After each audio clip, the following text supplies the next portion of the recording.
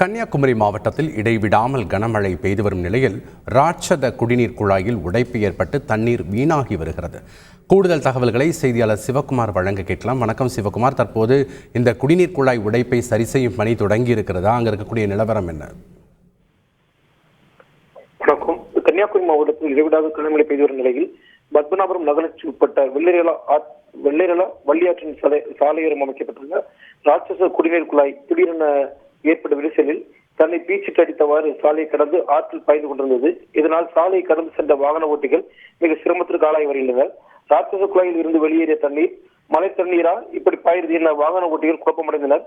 தற்போது குடிநீர் குழாய் உடைப்பை குடிநீர் வாரியம் முறையாக சரி செய்ததால் குடிநீர் வீணாகி வருகிறது. இதனால் பத்மா நகராட்சி பகுதிகளில் குடிநீர் தட்டுப்பாடு ஏற்படுவதற்கு விரிசல் ஏற்பட்ட ராட்சச குழாயினை உடனே சீர் செய்ய வேண்டும் என்று பொதுமக்கள் கோரிக்கை விடுத்துள்ளனர்.